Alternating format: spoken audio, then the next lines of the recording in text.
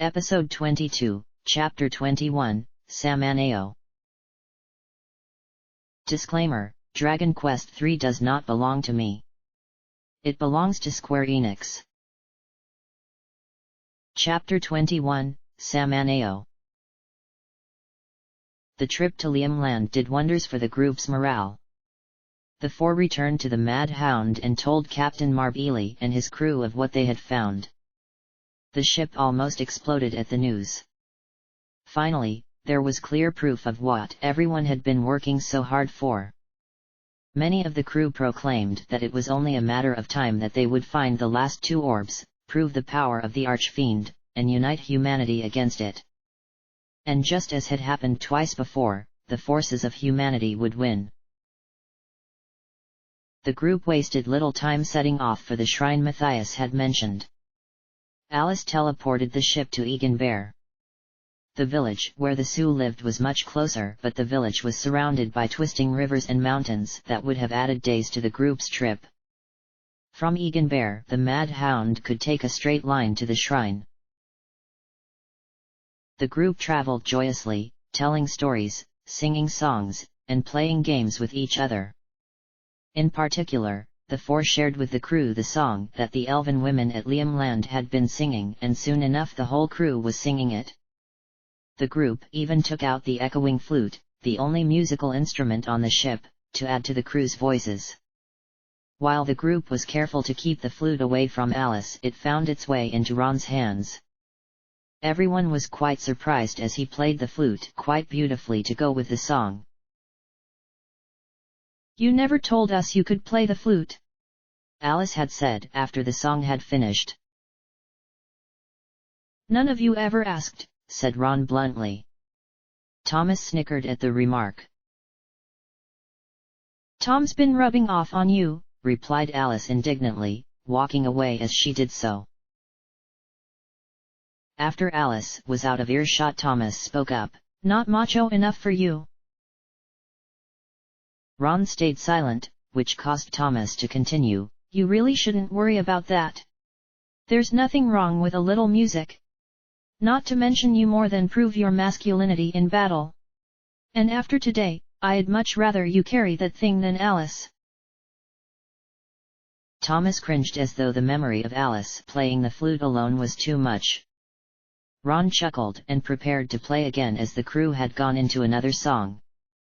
Meanwhile, Alice had decided to go looking for Suzanne. After some looking, Alice found her below deck looking at some maps. "I thought I was in charge of the maps," said Alice, feigning anger. "Why aren't you above deck? They're having a blast up there. Did you know Ron can play the flute?" "Did you just say Ron can play the flute?" asked Suzanne, surprised. "Yeah," confirmed Alice. "He's pretty good too. He better play a song at my birthday." "Your birthday's a ways away yet, Alice," replied Suzanne with a smile. "Tom's birthday hasn't technically come yet." "Hey, stop dodging the question, Susie. Why aren't you above deck having fun like everyone else?" asked Alice. Deciding not to point out that Alice had sidetracked them off that question, Suzanne replied, "Just studying what I can about Samaneo's layout. We may have to flee quickly once we get there, but we may not be able to rely on teleportation. It's difficult since we don't have the best of maps of the area and we don't know anything about the towns and villages there. Nevertheless, I'm trying to figure out what I can from the geography alone." "That's a good idea, Susie," agreed Alice. "But can't you do that another time? You don't want to miss out on the party upstairs." "I'm just not in the party mood right now," answered Suzanne. Quickly realizing that Alice was not going to let the topic drop, Suzanne continued, "I don't have a good feeling about this mission, Alice. We've gone into hostile area before, even toppled some tyrants. But now we're going to a country that will likely be outright hostile to us, and they might do more than just kick us out. I just have a feeling that something bad is going to happen." All the more reason for you to go upstairs!" exclaimed Alice. "Come on, fearless leader. You of all people should know the importance of morale. These maps won't go anywhere. I can help you look at them too." "You're not going to let it drop until I go upstairs, are you?" asked Suzanne with a smile. Alice gave an enthusiastic shake of her head. "Okay, Alice, you win." "Thanks," said Suzanne.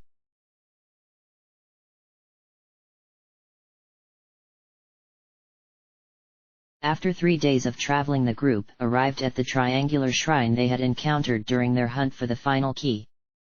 The 3 travelers' gates within still functioned, and this time the group could open the doors they led to. The 4 tried the gate on the west side first. They found themselves in a tunnel. Upon walking to one of the 2 ends, they quickly realized they were at the Romali-Portugal border. The group then returned to the triangular shrine. Next they tried the gate on the north side of the shrine. They were taken into another structure a bit smaller than the shrine. Upon opening the sealed door, they found that the structure was occupied by another person. The occupant was a young man dressed in light leather armor. Upon seeing the 4 armed figures burst into the room, the man immediately grabbed a sword and ran for the door. "Wait!" called Suzanne. "We mean you no harm." The man stopped and turned to the group, holding his blade towards them. "How do I know I can trust you?" "A good point. Guys, go back through the gate and take 5. ordered Suzanne.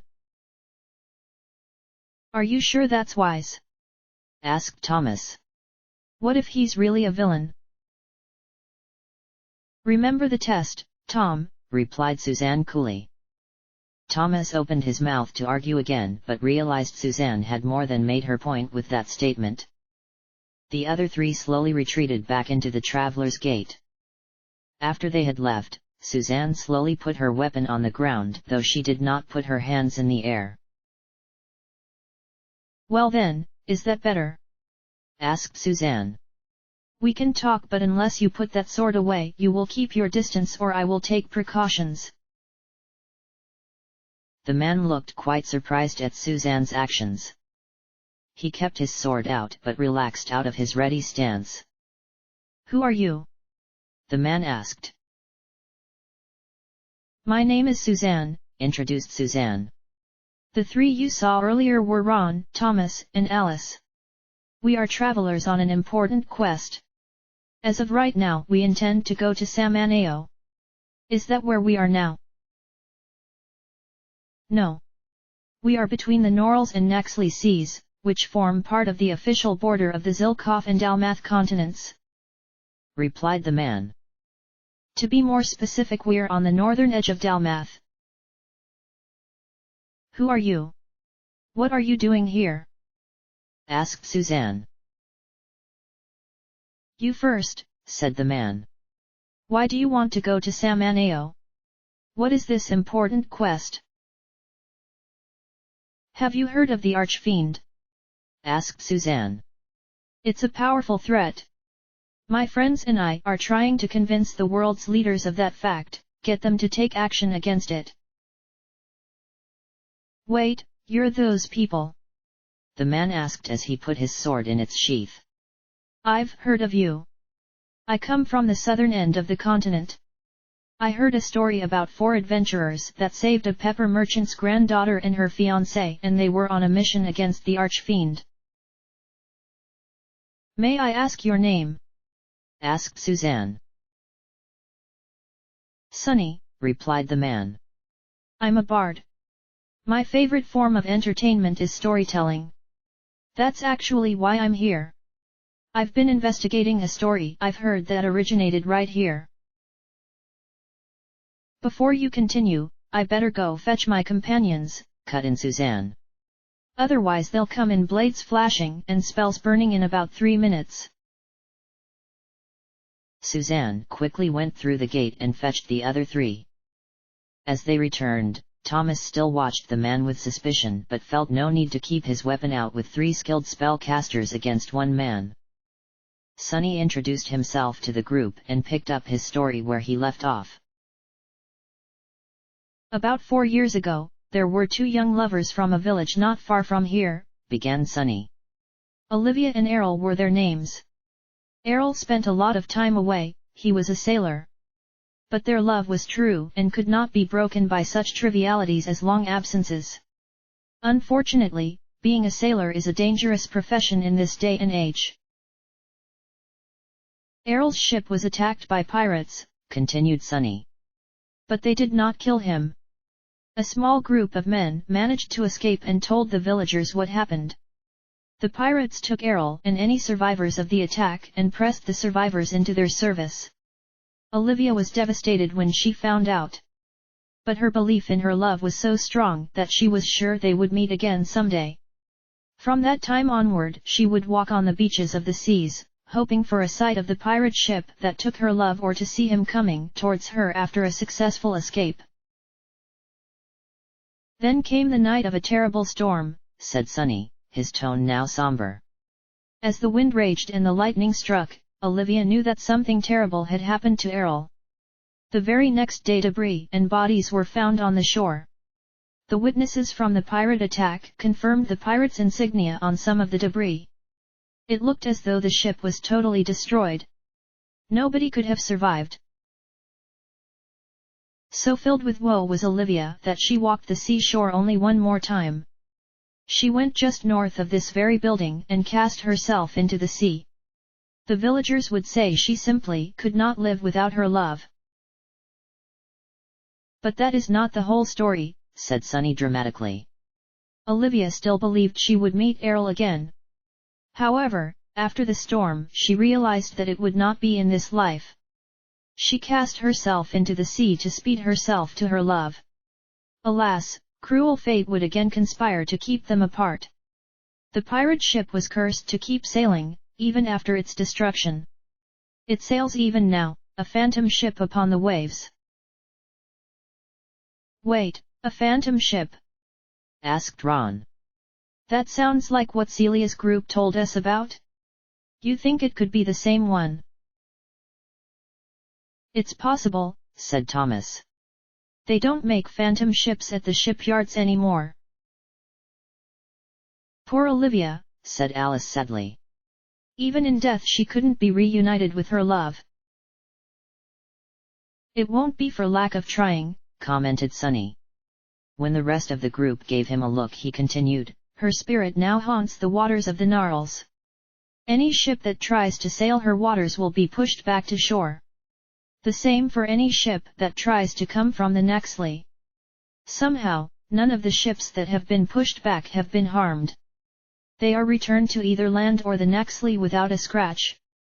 And as they are pushed back they hear moaning voice of Olivia, calling for Errol. Remarkable, said Thomas. Much like Tadanki, it would seem Olivia still has something to accomplish in this world.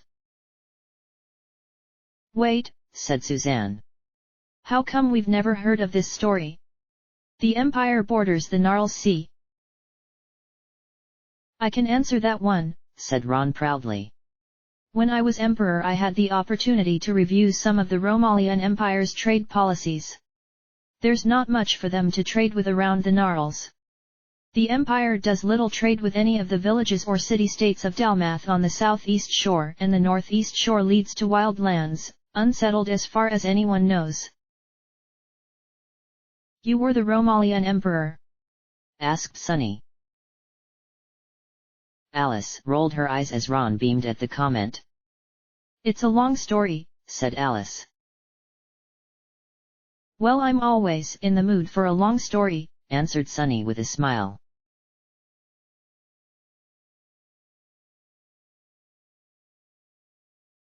The four spent some time chatting with Sunny and sharing stories before they decided to proceed with their journey.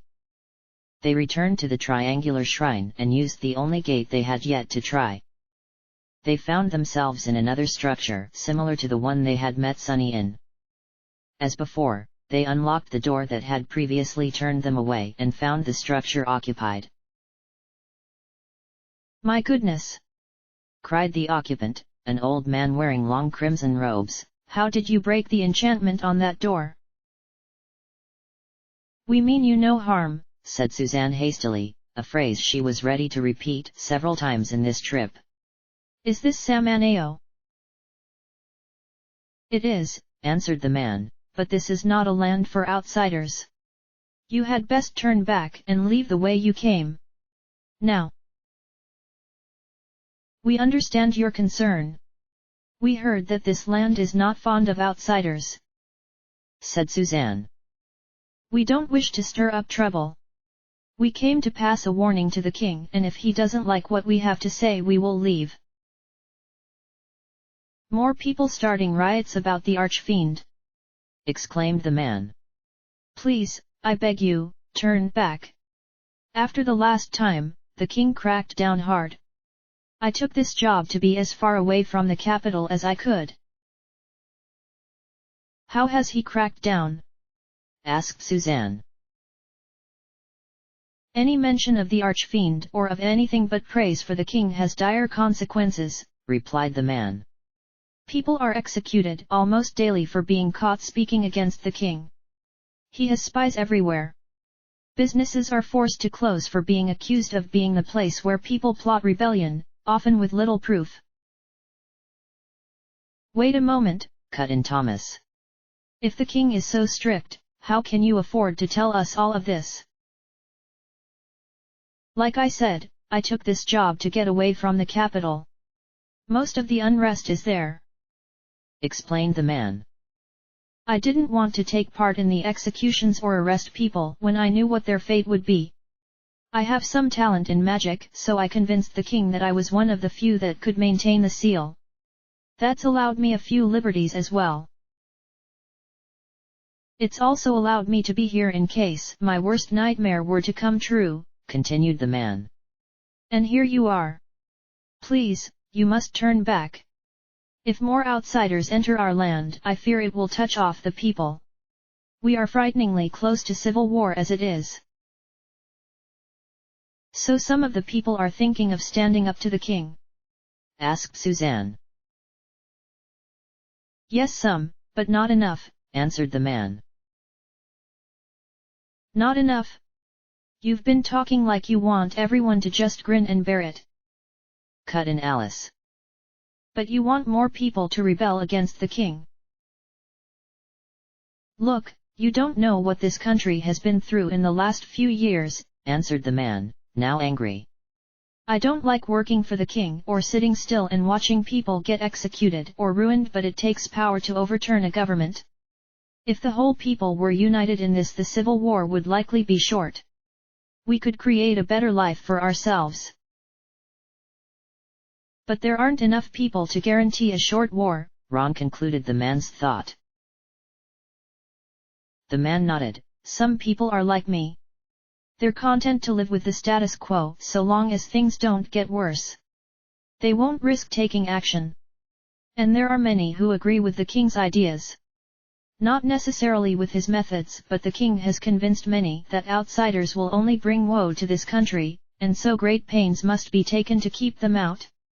Anyone who wants to reintroduce Samaneo to the world is either too stupid to live or a villain. Our nation is divided."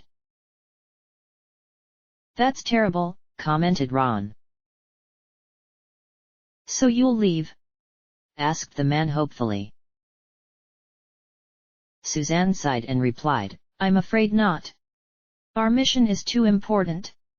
We need to at least try and get Samaneo's support." The man looked devastated at Suzanne's reply. He seemed about to weep when Ron walked up to him. "We're not mindless brutes, sir," Ron comforted. "We've worked with politics before. That's kind of the nature of our quest really. We know how to run around hostile territory without starting a fight. Speaking of which, any help you can give us for blending in will be much appreciated," said Suzanne. "If we can be identified as outsiders, it'll make things very difficult." Their words did little to ease the man's sorrow, but he realized he could not stop the four. He grudgingly began telling the group what they needed to know about the area.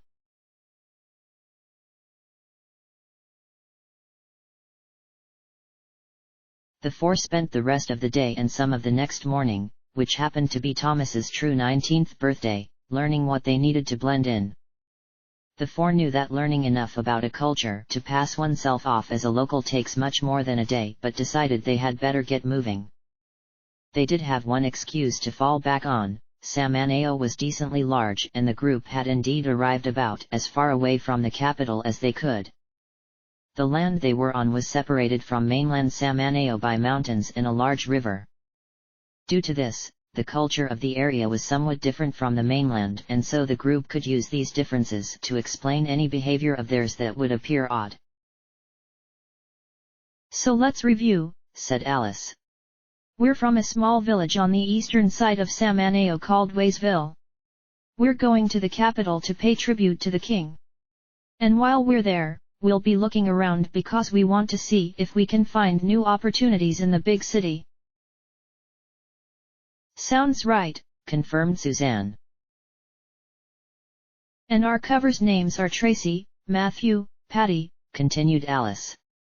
She then turned to Ron and rolled her eyes. "And Rob."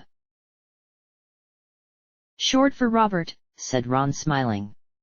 "Shouldn't draw any second glances." "But Rob?" asked Alice. "Why even use a fake name if that's going to be it?" "That's what I was saying in the first place. He told us Ron would be fine," protested Ron. As the two began to argue, Suzanne shook her head and said to Thomas, "I thought they settled this already." Thomas just shook his head and scowled. After only a few more steps, Suzanne warned the group to shush as she saw two figures coming at them from the distance. A huge blue-green gorilla and an old woman with purple skin, wearing crimson robes, and flying on a broomstick approached them. The four took out their weapons and prepared for a fight. But instead of attacking, the woman motioned for the gorilla to halt. The gorilla obeyed and the woman took to circling the group while flying. "What have we here?" cackled the woman. "Some mighty suspicious figures wandering about. And what's this I hear about a tribute?" When the woman observed the surprise on the group's face, she cackled and continued, "Yes, I heard the whole thing. How about this? You give me that tribute you mentioned and I'll forget I ever saw you." "And if we refuse?" asked Suzanne. "Well, my pet here hasn't had breakfast yet this morning," laughed the woman, her grin full of malice. "Come to think of it, neither have I." "Reminds me of that group near to Danky," whispered Ron with a scowl. "What is your answer?" demanded the woman. The group's answer was to fight. Alice opened things up with her staff, sending a stream of fire at the gorilla. She tried to catch the woman in the flames, but the woman quickly flew out of the spell's range. The woman quickly retaliated with her own spell, mirroring Alice's stream of fire. The four were engulfed in the flames, but between their enchanted armor and their conditioning, were easily able to continue fighting. Since the woman was out of reach for melee weapons, Suzanne motioned for Ron and Thomas to take the gorilla. Ron ran up and grabbed the gorilla's attention. He easily baited the gorilla into making an ill-advised attack. Ron easily dodged by rolling in between the gorilla's legs, while Thomas ran up and slashed across the face. While the gorilla began to thrash in rage and pain, Ron took advantage of its distraction to make a devastating jumping strike to the creature's back. The strength of Ron's blow was enough to destroy the large gorilla's spine. While Ron and Thomas handled the gorilla, Suzanne decided to show the woman a spell of her own. Not wanting the woman to escape on her flying broom and tell others about what she heard from the group, Suzanne decided to try and take her down with one shot. A bolt of lightning came down upon the old woman. The woman's cruel grin was quickly replaced with a look of complete shock. She and her broom fell out of the sky, the woman dead before she hit the ground. How did she hear our conversation? Asked Ron. She was nowhere near earshot when we were talking. That guy wasn't kidding when he said the king had some good spies, said Alice grimly. She must have used magic to expand her hearing. We better hide the body, said Suzanne, her voice now low. Hide the body? Asked Thomas, disgusted. Like a group of murderers. We don't have a choice, Tom, argued Suzanne. We've heard some awful things about the king. There might not be much tying her to us, but the king might choose someone at random and execute them anyway. We don't want to take that risk. Thomas merely nodded his head and went along with the idea. The group found some nearby woods to dump the body in. As they continued on their journey, they were on high alert and deathly silent. As they neared the capital, they saw some men wearing the same crimson armor they had seen on the men they had encountered at the Tower of Arp. But the true blast from the past came on the second day of their trip from the triangular shrine. The four spotted a group of soldiers in their crimson armor along with two figures dressed in normal clothes. Not wanting to run into any soldiers, the group went for some nearby hills to hide. They were able to keep out of sight and still keep an eye on the group. At first the group thought these were soldiers escorting some prisoners. But then Alice noticed something strange. Hey guys, she whispered. Those people's skin is crimson. Geez, I'm beginning to wonder why they haven't turned their sky that color, commented Ron. It's not just their skin, pointed out Thomas, and the other three could tell he was angry at what he saw. Look at how they move. Those people are no longer among the living. Zombies? Asked Alice. Are you sure? The weird skin, the weird movements, I'm sure, said Thomas. So now they're parading zombies in their own country in the middle of the day, said Suzanne. This king is looking worse and worse every day now. Suddenly the group heard a yell right next to them. They saw Ron falling backwards with his shield having been knocked to the side. It looked as though he avoided the worst of the blow but, having been unable to get his shield in its proper position, was unable to hold on to it. His attacker was a large grey bear. The bear was not alone either. Before the other three were able to react, one of them had bounded up and took a swipe at Alice. Unfortunately, she was unable to get out of the way and took the bear's sharp claws to her midsection. Even worse, the force of the blow along with the fact Alice had tried to backpedal out of it caused Alice to fall off the hill the group had been on. She rolled down the side of the hill, making her already serious wounds even worse. Suzanne managed to fend off an attack from a third bear with only a minor hit to her side. She had seen Alice get knocked off the hill and was worried about how she fared after taking such a tremendous blow, but at the same time, Ron was still in a prone position with a bear hovering over him. There was no way he would be able to pull back to Alice's position. Suzanne made the split-second decision to rush into battle with the bears. Tom, cast a quick spell to cover us and then help us out, yelled Suzanne. She rushed to fight with Ron's bear. The bear saw Suzanne coming and tried to swipe at her, but Suzanne managed to plant her feet and block the attack. She returned with a deep cut to the bear's arm. While the bear was distracted, Ron managed to get up to his feet. However, one of the other bears ran at him and Ron could tell the last bear was about to come in as well. Ron made an impressive roll under the bear's attack and then stabbed into the bear Suzanne had already wounded.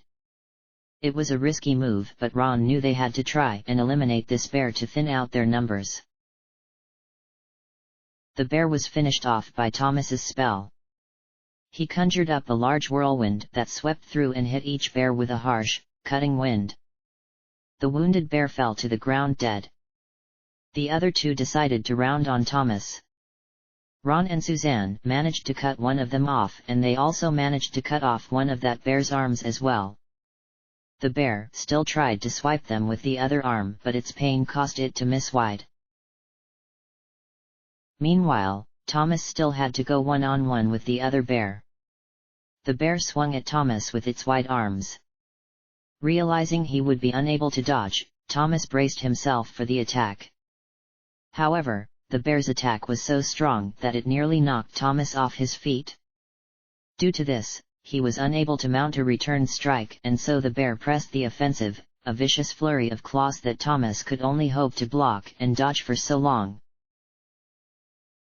While Ron finished off the one-armed bear, Suzanne ran over to help Thomas. Since the bear was putting all its might into trying to tear Thomas apart, it did not even notice Suzanne. Suzanne ran the bear through with her sword. Even through that wound, the bear still managed to claw at Thomas one last time, but its strength was no longer in the blow, allowing Thomas to go under the swing and run the bear through from the other side. He then quickly sidestepped out of the way before the bear fell on him. "Where's Alice?" asked Ron, once the threat was taken care of. "She fell off the hill," answered Suzanne. "Come on, Tom, she's going to need your help." "I'm fine," came Alice's voice, as she finished climbing the rest of the way up the hill. She still had visible wounds on her torso, visible through the holes in her armor the bear had made. "It's a good thing I know some healing spells. Nevertheless, I would like Tom's help. And make sure these don't scar this time." Relieved that Alice was all right, the group patched up their wounds and continued on. Fortunately, they were far away enough that the group of soldiers and zombies did not notice their fight. They decided to stop watching them and to just climb over the hills. On their third night away from the triangular shrine, they came within view of Samaneo Castle town. Remembering what they had been told about the strict laws, they camped outside of the town rather than be caught out about the town after curfew. The next day they went into the town. Even though they were prepared for a reserved atmosphere after all they had heard, they were still surprised by what they saw. The castle town was almost a ghost town. Very few people walked the streets. There were no shop stalls outside, and those people that did enter a shop or other building ducked inside as though they were hiding. There were not even many soldiers out and about on this particular day. After some wandering around, the four finally saw a large group of people. The group was inside a graveyard huddled around one of the graves, likely a funeral. What made this funeral strange was that there were a large number of soldiers at the funeral. Suzanne decided to check out what was going on, but did not want to raise the soldiers' suspicions. After some looking around, she found a man observing the funeral outside of the graveyard. "Excuse me, why are there so many soldiers at that funeral?" asked Suzanne. The man eyes Suzanne suspiciously. "You're not from around here, are you?" Trying not to betray that she realized she may have just screwed up, she did her best to sound casual as she answered, "I'm from eastern Samaneo, a village called Waysville. I take it this is common in the castle town." "Yes. Soldiers often frequent the funerals of executed men," explained the man. "In fact, they often make arrests at such funerals. The mourners of the deceased are not always in control of their tongues." "I see. Were you a friend of the man who is being buried here?" asked Suzanne. "I was his brother," answered the man. "I'm sorry for your loss," said Suzanne. "If I may ask, why was he executed?" "For badmouthing His Royal Majesty, the King," answered the man. The man actually did very well in hiding his anger and resentment, but there was still enough there that Suzanne realized why he kept his distance. It was then Suzanne realized their conversation was being noticed by one of the soldiers. Suzanne bid the man goodbye and left to rejoin the other three. They sent soldiers to funerals to try and arrest and execute more people? Asked Alice, disgusted. Keep your voice down, warned Ron. Things seem to be even worse than what we heard, said Suzanne. We need to plan out how we're going to do this. Just talking to the king is going to be extremely dangerous. End of chapter.